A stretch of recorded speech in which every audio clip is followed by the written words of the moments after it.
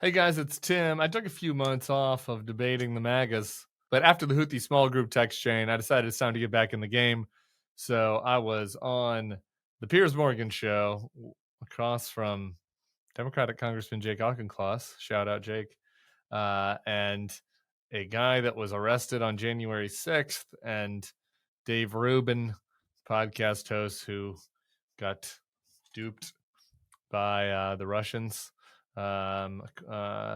Tenet Media, who were investing in MAGA podcasters and MAGA voices, paying a lot of money, paying big bucks. So anyway, they weren't sending their best. Enjoy our conversation. Look, we've got Tim Miller's joined us now. Let me bring Tim in at this stage. Tim, I like your interview with Jeffrey Goldberg, but it just seems to me, and again, just to stress, if it was the other way around, I'd say exactly the same thing.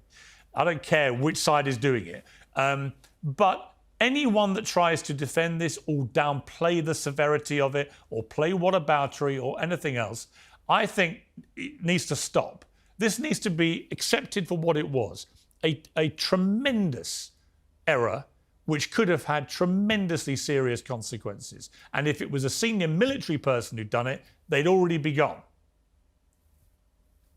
For sure. Look, to that senior military example, look, Pete Hegseth has already fired several generals. He's fired several people throughout the Department of Defense. So is Elon Musk as part of the Doge process. Imagine, we're doing the hypotheticals. What about Biden? I think the more apt hypothetical is, imagine if, a low-level general who was involved in this operation had texted the exact time and location of a military strike to an anti-Trump journalist.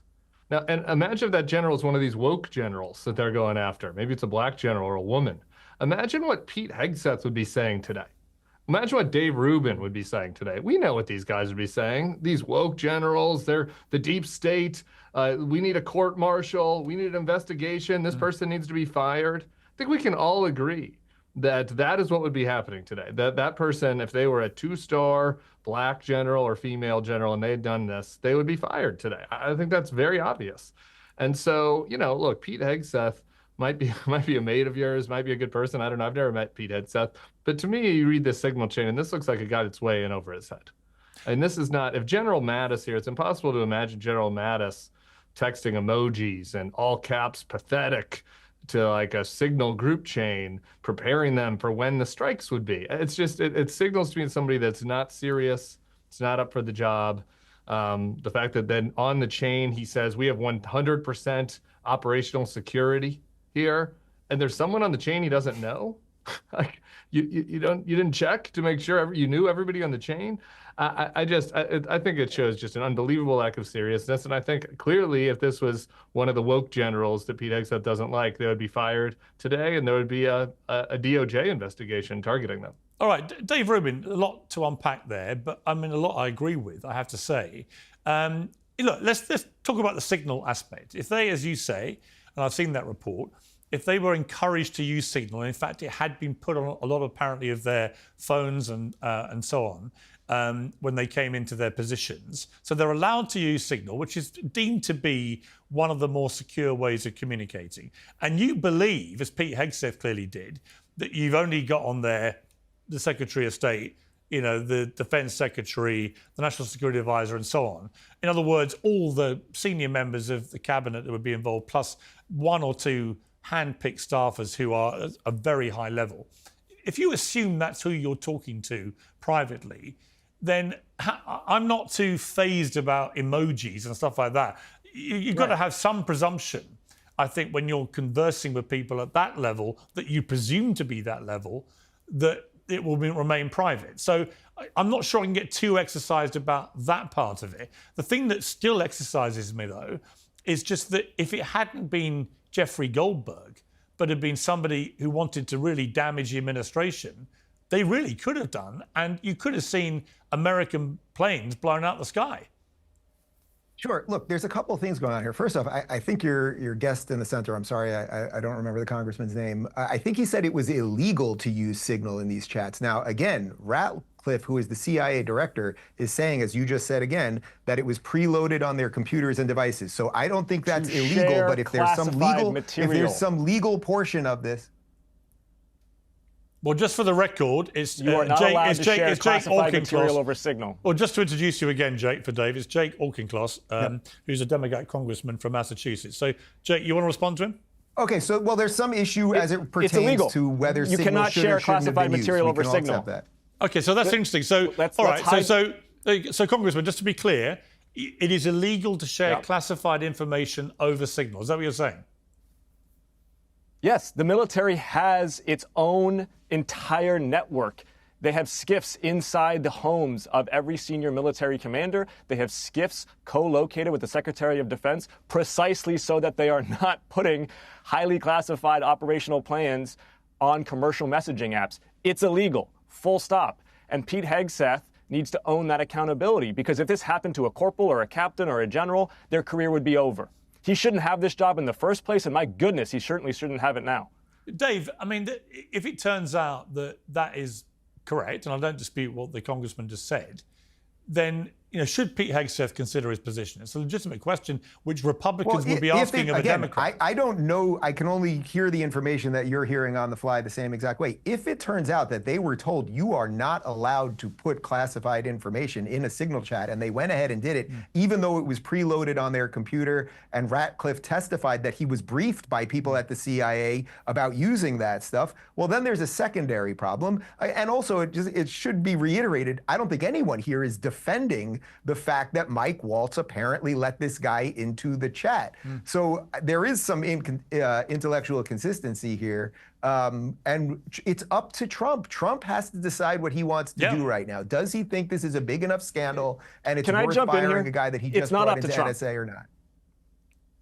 It's not up to Trump. See, this is the problem with the way Republicans. This is the problem with the way Republicans are acting these days, is they act like a board of advisors. Democrats just had 4 years of a president with dementia and a completely unqualified cabinet and virtually everyone that had anything to do with it. So tell me more about the Republicans. The Republicans act like a board of advisors to a CEO as opposed to a separate and co-equal branch of government. They have abdicated their responsibility. Mike Johnson acts like a courtier. John Thune acts like a courtier. They're the ones who confirmed this junior varsity squad of people who are getting out-competed by the Kremlin and out-negotiated, who are being laughed at by the Chinese Communist Party right now as they prepare to blockade Taiwan.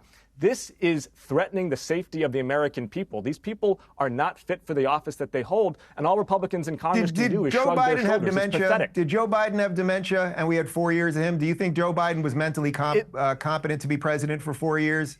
Do you think Joe Biden knew things that he was signing for 4 years? It's amazing the whataboutisms. Why do you bring up Hillary Clinton, too?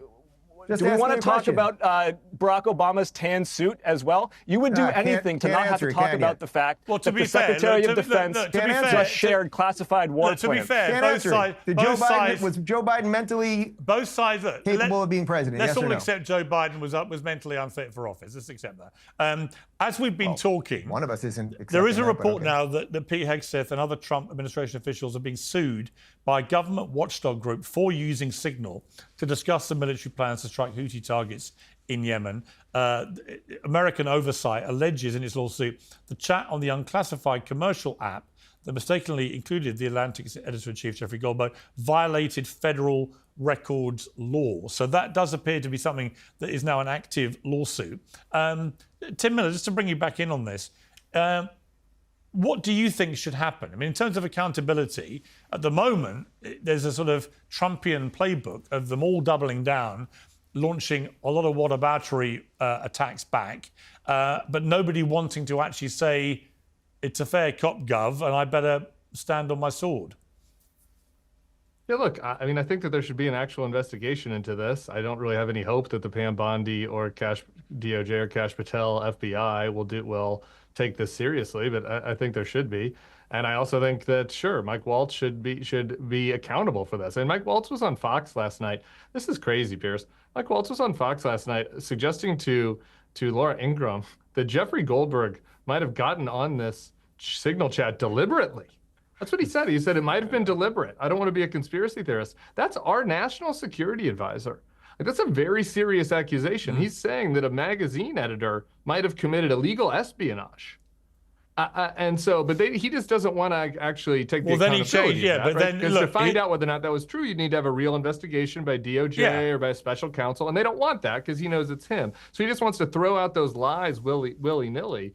And it's kind of an absurd lie, really, actually, if some boomer magazine editor was able to sneak onto the chat illegally. That I think speaks even more to how incompetent the administration would be, other than the true story. Yeah, I found it slightly more disconcerting that his second explanation, because he had quite a few on the Laura Ingraham interview, was that somehow Jeffrey Goldberg's number had been under somebody else's name in his contacts list. And just to remind the viewers watching this guy is the National Security Advisor for the United States of America. The idea that he doesn't know whether everyone's name in his contacts list is attached to the right number and can therefore be communicating with God knows who without any actual knowledge that they are who he thinks they are is frankly terrifying. I mean, when you think about who his contacts may include, I mean, Brandon, can you find any explanation for this that makes any sense? This guy's the #1 security guy in the country. Yeah, no, I mean, look, I think it's not a great situation. And I think that the messaging that's been put forward by him at this point has not made people feel terribly confident. But again, at the end of the day, I maintain the fact that it could have been a bad situation. I think at this point it should be investigated. I think that obviously communications are going to be tightened up. They will learn from this experience. I don't think anything like this will ever happen again. Probably shouldn't have happened in the first place. I do agree that from what we know so far, it doesn't seem like any laws were broken by using Signal. I don't think that we have any evidence at this point that the information being discussed could be determined as classified. I don't think that's been definitively determined. Yeah, but come on, Brandon, come on. Let's come back to planet Earth and reality, right? I literally cannot think of anything that could be deemed more highly classified than openly talking in a group of people on a platform where it is unlawful to talk about classified information. And I take the congressman's word for that. And certainly this lawsuit seems to reinforce that is the case, or they wouldn't be launching it. But the idea that these specifics that they were talking about, times, weather conditions, type of aircraft being used, who they were attacking, and they're giving a running commentary on how it was going with emojis, punching the air and American flags and so on. The idea that doesn't constitute classified information makes me wonder what on earth you think would. This is before. They were doing this 2 hours before an attack. What could be more classified? I mean, I'm prepared to be educated. I just can't think of anything more highly classified than that information. Can you? I can appreciate your position, and I can appreciate how passionately. Well, what's your position? I can appreciate my position is that I would like to wait for an investigation to determine whether or not this is classified. There's not going to be an investigation. I think that it's not. I think that it's not determined. If it were determined, we wouldn't be sitting here talking about it right now, and there wouldn't be congressional hearings right now where this is being discussed and determined. I don't even know. I saw Tulsi Gabbard yesterday giving evidence, the Senate, obviously. She said it wasn't. She repeatedly said it's not classified information. To which my question would be, well, Tulsi, what is? You know, but my point is that it is being debated. So you can feel strongly that it is, but the fact of the matter is it's not been determined to be. How can talking about a war operation 2 hours before it's about to happen not be highly classified? Unless you think that should all be openly discussed. Well, Piers, look, you're again, never going to convince I'm not defending it. You're never going to convince. There is a difference between an airstrike and a war plan. Well, I think I've got more. To be honest, I think I've got more chance of convincing. I've got more chance of convincing Dave than I seem to have with Brandon. I mean, Dave, let me just bring you back. It's not going to happen because hang on. I want to play. I want to play the version of cancel culture. Well, they can't step outside the leader's box. Give them the benefit of the doubt. Can I talk about why? Piers, can I talk about why this matters to the American public, though? Yeah. Because this matters to the American public because America used to be known as a country that was no better friend and no worse enemy. And now we're picking fights with Canada and we're appeasing Russia. And the rest of the world doesn't know what kind of a friend we are, and they don't know how seriously to take us as an enemy. And when they see this kind of incompetence, when they see this kind of hypocrisy, when they see this kind of chaos and corruption coming out of the Trump administration, it makes Americans everywhere less safe because it makes our adversaries take us less seriously, and it makes our allies trust us less. It was a successful operation. Operation. It was a successful operation in spite of the cock-up. Let me bring Dave back in. Dave, I want to play... At the same time... Hang on. I want to play a clip by the Russians. Hang on. I want to play over a clip. the Black Sea, which Mike Walls can't even point out to on a map. Yeah, okay. Let me just play a clip of Tulsi Gabbard from this, talking about whether she was even on the group. So, Director Gabbard, did you participate in the group chat with Secretary of Defense and other Trump senior officials discussing the Yemen war plans?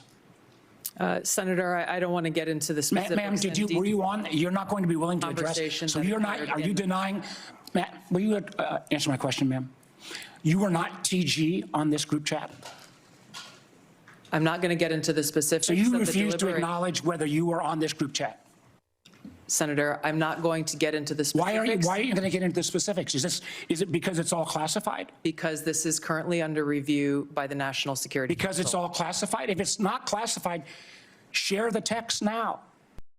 I mean, Dave, I thought that was a very good question, a very good way of skewering Tulsi, because he's basically saying, look, the only reason you wouldn't be prepared to confirm that obviously true fact that you were on the chat, because we've seen the chats, would be if you deemed it classified material, which by definition now we believe would be an unlawful act if they were talking about classified information on Signal. So he kind of trapped her there, didn't he?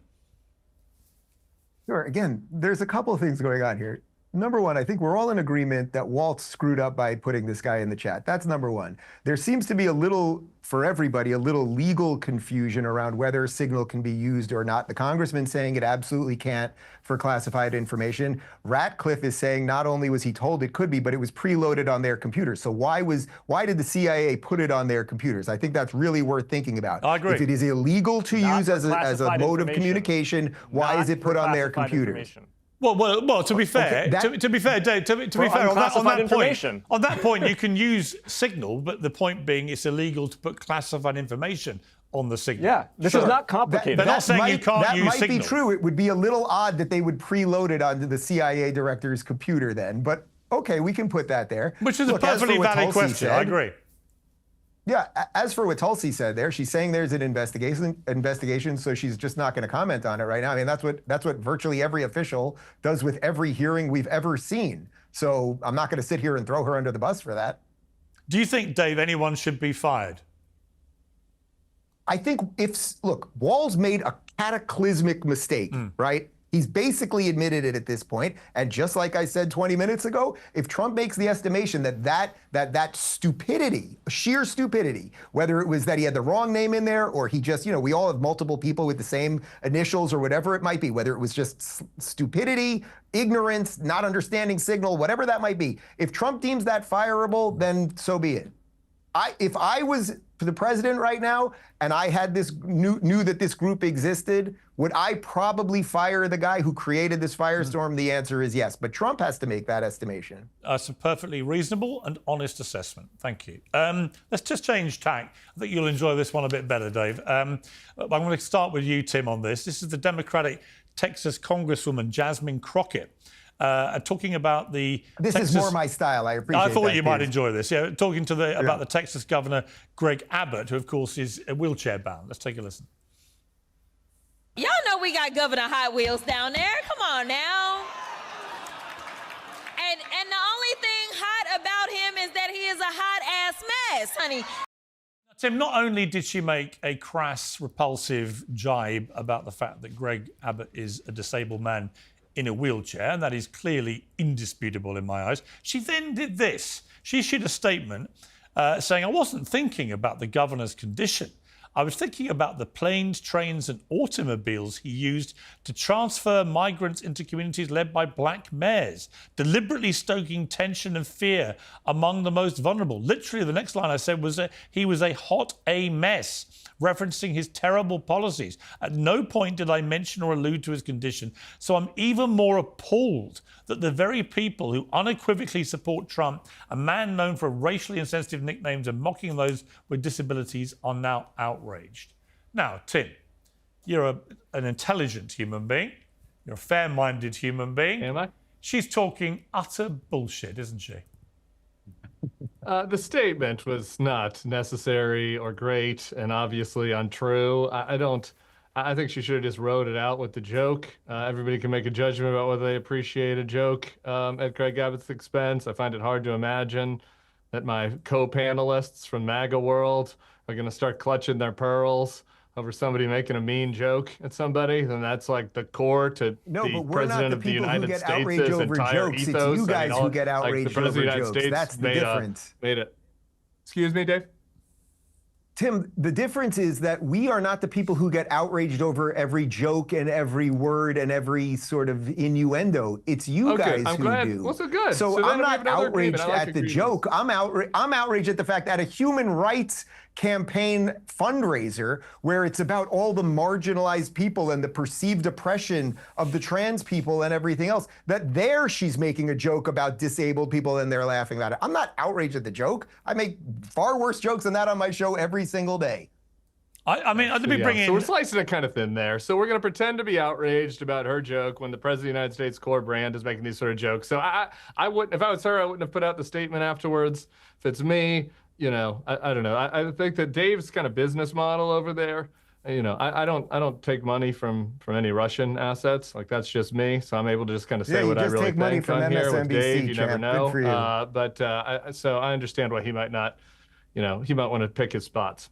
All right, well, let me bring in... That's some great work you're doing at Bulwark, a real solid place of journalism over there. Well, we haven't taken any money from the Russians at the Bulwark, Piers. I don't know if you know this, but Dave took $400,000 per month from a Russian information operation.